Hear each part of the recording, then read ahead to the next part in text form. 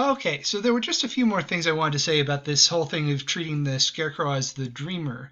Yeah, it sort of inverts the story, and it's kind of interesting to think about what are the Scarecrow's goals, or what role does he play in Dorothy's life? What role does Dorothy play in his life?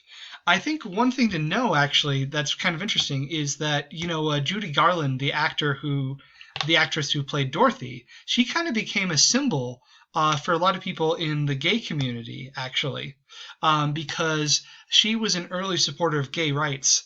So she was kind of adopted as a hero for gay folks, and a lot of gay men in particular actually identified with her really strongly and felt like that she had some things to teach them. So because she was this positive figure for the gay community, she became kind of this feminine archetype for them to explore. So a lot of gay men, especially people who were doing drag, brought a lot of stuff from Judy Garland, the actress, when she was older, and kind of, modeled themselves after her in some ways. So because of this, you know how the Tin Man, the Lion, and the Scarecrow describe themselves as friends of Dorothy. The friend of Dorothy actually became slang for gay at one point. And there was a wild moment where a lot of where back during the what should we call it, the sort of communism investigation hearings, there was a whole thing where they tried to figure out who is this Dorothy? Who is the Dorothy that all the gay men were referring to? Was she maybe a communist spy? It was a whole thing. So that's pretty wild. So what that means is we can kind of interpret the Scarecrow or any of the friends of Dorothy in this light as these sort of male figures who nonetheless see Dorothy as this really positive figure of femininity for them. So one way of reading this story could be that the Scarecrow is a gay man who experiences this really powerful, positive, feminine figure in his life and learns from her, and then also goes off to become the king of the Emerald City. So that's a pretty cool story. So it's the story of a guy who does that and also learns that he doesn't want to be like the wizard, but he does want to be a leader. That's one way you could take this story in a Jungian light, and that's pretty cool. Okay, so I wanted to look at a few more examples of things like this. How you can use these techniques to analyze a myth or a story. For instance, if we were going to look at the story, our very beginning creation myth, we could, for instance, select Zeus as the protagonist, and therefore the dreamer. Zeus seems to be who the story is all about. So let's say he's the dreamer. And then who do we have for an anima figure?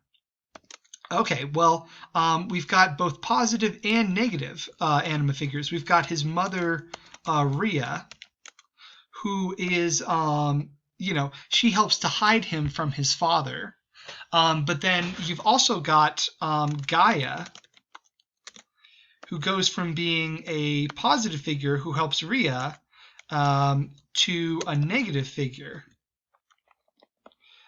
So at first she's kind of an ally of Zeus, but then she becomes an enemy that he has to overcome. So he ultimately fights her, and she becomes more of a wicked sort of grandmother type of archetype, which is something we've looked into and talked about before. Then, of course, for his shadow figure, I would say his father Cronus, or Kronos. Yes, don't put the H there, because that means time. Okay, Kronos is the obstacle that he has to overcome, and sort of represents this sort of very destructive kind of kingship and kind of fatherhood. And, Kronos was locked in a cycle. He overthrew his father, and then he became the evil father in turn. So the question for Zeus is he going to continue that cycle? And he has to find a way to avert that cycle, where he is just this destructive figure, where being a king is only about destroying your sons and destroying your whole empire. So one of the ways he does this is by not marrying any women and not having any divine children who are going to overthrow him. So he sleeps with women, but he doesn't marry them. And when there are prophecies about the women, he converts them to everything turning out all right for him. So another anima figure might be Athena. Athena is a daughter of Zeus, but she's not a threat to Zeus, unlike Gaia, or unlike some of the women uh, Thetis or Metis, who are women who are going to bear him sons greater than their fathers. Athena is a positive figure because she represents him breaking that cycle, and she's a daughter that he has all entirely for himself, and she is loyal to him. So you can see how these cycles and these gender norms can work out a bit differently. You can have the daughter be the positive force. So there's a lot of room to play around here. She represents a femininity that is non-threatening to him and is part of his rule. And the shadow that he overcomes is his father Cronus. There's not really a clear example of the ideal self here, which seems to be basically Zeus kind of becomes his ideal self already. Zeus takes the throne and is the leader, and Zeus has everything figured out. He's basically perfect. This is a story about how Zeus is already ideal. So you could take it and analyze it that way. And let's see, maybe we can look at a few more examples. One I was going to think of was the Goose Girl story. So the young princess in that story is the dreamer. Or we should say dreamer equals the princess. And to find a good shadow self, of course, villains work great, and you also want to find someone who's as similar to the protagonist as possible. So, of course, the perfect example for this is the servant, who overtakes the Goose Girl and assumes her identity. So this is a sort of wicked servant who is cruel and manipulative. So she would make a good shadow here. So maybe the thing that the princess fears is that she might become manipulative or evil. I think in terms of the society that came up with this story, we've got to think in terms of what they value too. So maybe one of the negative things she fears is poverty, being poor and being not a beautiful princess. Those would be some of the shadow things that the princess could fear. And lo and behold, the story brings this fear to life where the princess is forced to become a poor goose girl, and the shadow, the servant, gets to take over. So this is sort of a princess who's afraid of herself. And we could also say what the princess is afraid of is adulthood. That seems to be a theme in a lot of these stories, because this is all about Jung's process of individuation, right? This process of becoming a more mature human being. Maybe what you're afraid of is that process of growing up. And for the servant being linked to adulthood, we see this with the 3 drops of blood. The 3 drops of blood happen, it's implied in maybe some way this could represent menstruation. The princess is growing up, and so now she has to contend with this threat. So the threat is unleashed by her coming of age, by becoming a full-grown woman, and so that's what allows the servant to overcome her. So there's a lot of things that the Goose Girl can be fearing here. Then we have someone like Conrad, who is a negative figure, a negative anima figure. Animus figure, actually, I should say, that we should use the male ending. So he is a potential boyfriend, but he's bad. He's trying to take her body from her. He's trying to steal her hair and things like that. Oh, I put positive instead of negative. He's negative. So he's a threat to her, and he's ultimately bad for her. But a positive one might be the prince. He is the end goal, the target of the whole story, and when she gets her happily ever after, she ends up with him. But for another positive figure, we could pick the king, who is kind of like a father figure. He takes care of her, he watches out for her, and he finds out, the truth, and so he ends up helping her defeat the shadow in the story, is this sort of symbol of her dad. Now, recall that the princess didn't originally have a dad. She, had her mother, so she may be thinking of, what she would like from a father figure. So the king works as a father figure, even though he's not her literal father. At least I think that's how the story goes. I think the princess doesn't have a father, but I could be wrong. But in any case, the king sort of acts like a father figure. And the ideal self, again, this is one where that doesn't come across necessarily strongly. It's more about the persona, you might say. So let's say the persona is the queen, the princess is going to become when she gets married. That's the sort of thing and what it's all about for her.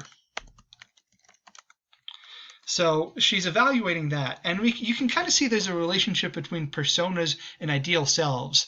And you can also see that the idea of the animus or the anima is pretty similar to how Prop uses the idea of a prince or a princess being the target, the story of the goal, the goal of the story, I should say. But maybe now we can understand it a little bit better, because it's not just about the princess being a reward, but that it kind of shows that the princess means the male hero has grown, and the prince means the female heroine has grown as well. And I'm trying to think of any other examples, but we can look at popular culture and movies as well, and one of our questions for today is about that. So let's look at The Lion King. So we've got Simba. He's the dreamer. This is an example that comes to mind because this is a favorite story of mine, a favorite movie. So Simba's definitely going to be the dreamer. Who is his ideal self? Oh, that has got to be Mufasa.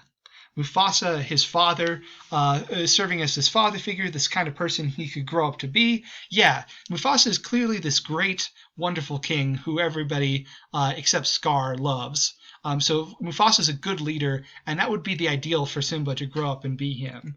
But Simba also has to deal with the shadow, which is King Scar.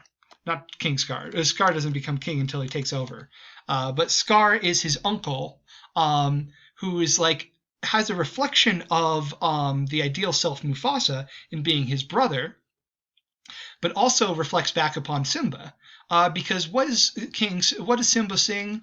What is his song? His original song in the story is "I Just Can't Wait to Be King," and it's all about how he'll, when he's king, he'll be very indulgent and he'll just have fun. It'll be a big party and everyone will love him. That's a kid's sort of idea of being king. But the thing is that Scar echoes that.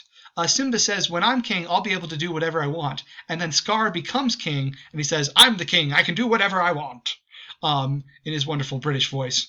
So Scar represents someone who is not mature. Scar is someone who is king but doesn't have the maturity to achieve it. And that's sort of the negative side of Simba's dream here, the thing that's in Simba's psychology and is coming back to haunt him. That's the shadow. And of course, we have a great anima figure in Nala. Nala, when she's a kid, she's his childhood friend. She plays along with his games and is, right on the same page as he is. But Simba has become kind of immature as he grows up. And Nala says, look, you have to come back and become king. It's your responsibility. And Nala, tells him that, but Simba doesn't want to. So she pushes him. She draws him back into that. And so she's ultimately a positive force in his life. A positive force in his life that playing around here, I guess, but that leads him to becoming more like the ideal self, becoming like Mufasa and overthrowing Scar. I think it's also interesting that we have Timon and Pumbaa. I would argue, at least in terms of the way that the story functions, they're good guys, but they also kind of function as shadows. Because the big theme here is immaturity and responsibility. So they are people who, help take care of him in the early part of the story, but they ultimately sort of say, oh, no worries, nothing matters, don't worry about it, everything's going to be all right. So they're again about this theme of immaturity that he has to overcome. And eventually he manages to sort of reconcile them and get them to work with him instead of against him. So they become part of his self. And then in terms of ideal self figures, we also have Rafiki, the baboon, who's very much like Obi-Wan Kenobi in helping him figure out what's important to him and showing him the way.